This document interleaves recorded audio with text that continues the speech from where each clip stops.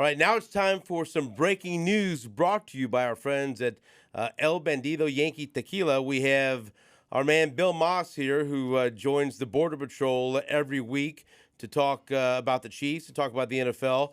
And wow, some incredibly surprising news. Aaron Rodgers has tested positive for COVID-19, and he is out for this Sunday's game against the Chiefs at Arrowhead Stadium. And Jordan Love will be making the start for the Green Bay Packers. And Bill, when you were on the show with us this week, you told us how much Aaron Rodgers was looking forward to this matchup. He's had this thing circled. He's wanted to go up against Patrick Mahomes, and he was highly motivated to go out and have a huge performance on Sunday. And here we are, just a couple of days before the game, and no Aaron Rodgers on Sunday against the Chiefs. What's your reaction to that news? No, a couple things. Boy, it really changes the complexion of the game.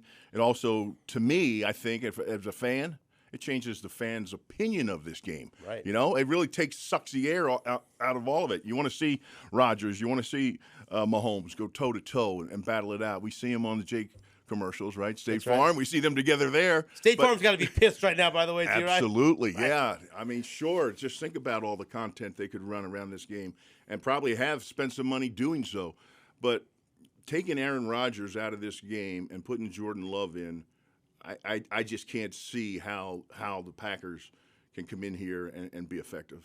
What's your opinion of Jordan Love as a quarterback prospect? Obviously, the Packers thought enough of him to take him in the first round and piss off Aaron Rodgers, and so now they get a chance to see him in a tough environment. It's kind of a terrible situation for a quarterback to run into. Only a few days' notice and going up against a team that absolutely needs this victory, and he's going to be playing in a hostile environment. So, I mean, what do you expect from Jordan Love? So when I've seen him play, I've seen a lot of great inconsistency. You know, you see a couple flashes here and there that I'm sure that's why they drafted him so high.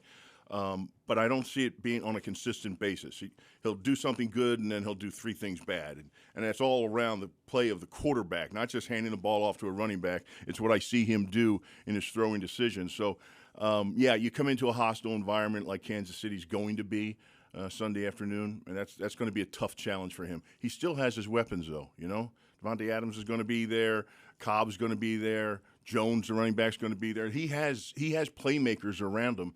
That offensive line has been good, so you know it's still that's going to change the complexion of the game. Yeah, and if you're the Chiefs, you don't want to see anyone get hurt. You don't want to see anyone test positive for COVID. But let's just be honest. This is a tremendous luck for the Chiefs right now because they're looking at the stretch, and instead of having to face Aaron Rodgers here, they face Jordan Love, and they can maybe build some confidence, win back-to-back games, and get ready for that showdown against the Raiders. And so you tell me what you thought was going to happen when Aaron Rodgers was going to play, and now how that changes your prediction. Yeah, it's going to. But here's the other thing, too. Now, I'm sure there was over at Arrowhead when they found this out, people had a big smile on their face, right? But now here's what you have to do. All the pre-scouting you did for the Packers, you've got to scramble now and go look at all the tape you can find on Jordan Love and what he's good at and what they think they're going to game plan for him. I imagine it's going to be a heavy dose of the running game, play action pass, some screens, and the things that he can control. It doesn't put all the pressure of him passing the ball to win a game. But that being said, it will affect the preparation here on a Wednesday, right? This is a big practice day for the Chiefs. They had a practice schedule lined up for their defense and what they're going to do. They've got to go in there and alter that a little bit now and change things up. And look, the Chiefs defense hasn't been great this year, and so I don't think it would shock anyone if Jordan Love came in and actually played well. And so what do you think happens now with Jordan Love at quarterback? What's the score going to be on Sunday at Arrowhead? Yeah, so I don't know what the score is going to be, but I do think the Chiefs can win this game now.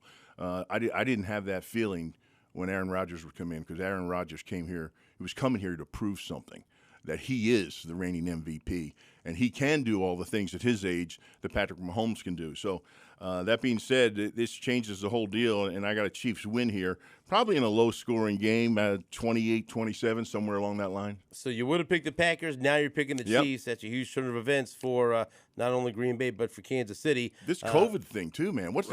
How's this going to play out down the stretch? Right, it's a cold season's coming in right now. How many teams are going to get affected, and how's how's the complexion of the league going to change when you're getting star players out like this? And that reminds everyone, you got to be vigilant when it comes to all the protocols and everything else. If you're an NFL team, boy, you better protect your quarterback because Aaron Rodgers may be the best in the entire league. Test positive, and he's out for Sunday's game at Arrowhead against the Chiefs. That's Bill Maas. And Bill Maas, of course, his preview brought to you by our friends at El Bandido Yankee Tequila. El Bandido Yankee Tequila, 100% additive free using the finest blue agave, resulting in a very smooth taste. That's Bill Maas. Thank you to our friends at El Bandido Yankee Tequila.